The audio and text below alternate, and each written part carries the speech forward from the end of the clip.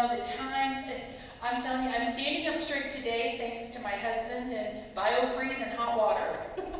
But like last night I was crooked. I told Brian that's what I'm going to look like when I'm 80 or so maybe if I keep doing this egg project. But I'm telling you what, there are some precious moments when you spend time with each other serving. There are just some precious things, and I want to thank everybody who helped in any way. Even if you just came and gave some moral support, that's great. Thank you for all that you did. This is going to be a great fundraiser. Looks like the profit's going to be pretty good. Whew. But we sold 200 more eggs than last year, just in pre-sales. So now comes the duty of passing them out. Whew. And Lisa and Denise are going to need the oxygen now. This is their job. We're turning it over. Oh no, I sold them for I guess the best. I know I went home last night and told them, I made them, you guys are divvying them out. I don't care how it happens. Alrighty, so we are talking today about an incredible story in the Old Testament, the story of Ruth. This is a beautiful account, and I'm going to do my best here to move. Otherwise, I told Terry I'm not preaching an hour because I want to get moving just to tell the story. Here's what we're going to do. We're just going to go through the story and share it together. The passages are Ruth 1 through 4. Really easy to find in the Bible. Well, it's little, but it's real easy. It's real easy to find in there. Let's just dive in together and let's share this story together and see what we're being taught because of this beautiful historical account of two women. The story of Ruth. The historical time frame that we're looking at is when judges were ruling Israel. So what we talked about last week, that time frame is when this story all took place. And during that time, a famine occurred in Bethlehem. Now we have a problem with a famine. There's no food. And if there's no food for you, then there's no food for your animals, and so they die, and you can't survive. So because of this, I love this name. I'm going to challenge anybody to even think about naming a child this. Are you ready? Elimelech. Who wants to name their child Elimelech? They'll be bullied and beat up every time they go on this playground. Elimelech and Naomi and their two sons of Bethlehem moved to Moab to survive this famine. I should have warned you, you're going to be writing fast if you're filling out the paper. But they moved to Moab. Now, what you need to know is Moab from Bethlehem is only 50 miles. Remember, they're walking. Their animals are gone, so they're literally walking. I want to show you the map here. It's not a very good, it's the best one I could find because I want to show you Bethlehem is right there. Moab is right there. We have a little problem. This big body of water is right in the way. And they didn't have the things that we have today, long story short. So they had to go either this way or this way, which more than doubled the miles. So we're talking a lot of miles. When I do my walking track through town, when I'm healthy and on my perfect walking route, I do 2 miles 2 times a week and a 5K once a week. And it takes some time. I have short legs. You gotta remember that. It takes some time for me just to do that amount of walking. I'm not trying to get all of my stuff to a new place to live. So we're talking significant time here that it took for this 50-mile trek from where to go here to here around a body of water. Okay? So this is a big deal. They moved. Took a lot of faith. And Elimelech died after they moved. Elimelech and Naomi, they moved to Moab. They got settled. Then he died. So now she's a widow. You've heard me talk about widows in the Bible. Do you remember? Women in the Bible are property. Can't own land, can't work, except a very old-fashioned profession I'm not going to go into. You can figure it out. This is what widows were reduced to in the Old Testament if they had nobody else to take care of them. Well, she still has 2 sons. So he dies,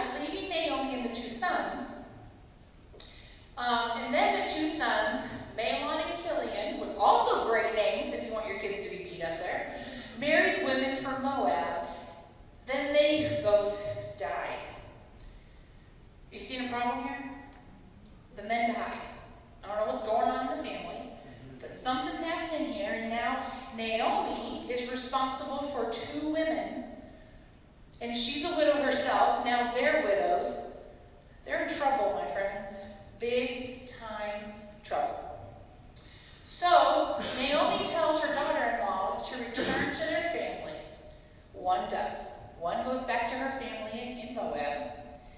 But the other one is a little something like what I would consider myself to be. I'm going to use the word stubborn.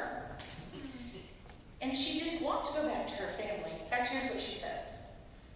But Ruth replied, "Don't ask me to leave you and turn back. Wherever you go, I will go. Wherever you live, I will live. Your people will be my people, and your God will be my God. Wherever you die, I will die, and there I will be buried. May the Lord punish me severely if I allow anything but death to separate us." When Naomi saw that Ruth was determined to go with her, she said nothing more. There's a little more to it than being stubborn. Here's what it is. Ruth has found what is real. She isn't willing to leave God Almighty or her family. She just isn't willing to do it. A beautiful account. This woman has found something that is true. She has found something real. And she's going to follow faithfully, no matter what it cost her. Now, we've already talked about this a little bit, but here, widows in the ancient world were poverty-stricken, ignored, and mistreated. Not going to go into a lot of detail, you can figure it out. But they just weren't taken care of, unless their only hope was a family redeemer.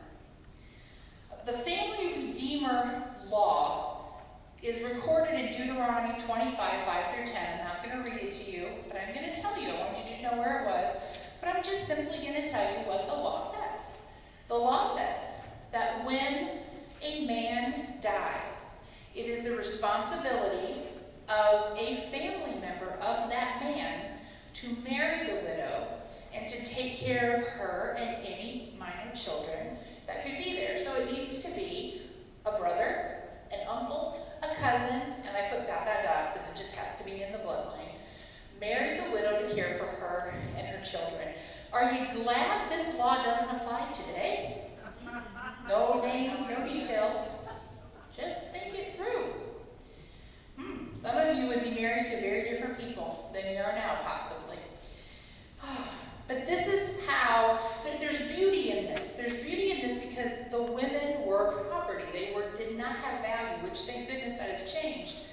But because of that, God set up a law through Moses so that every one of God's children would be taken care of. And that is this family redeemer.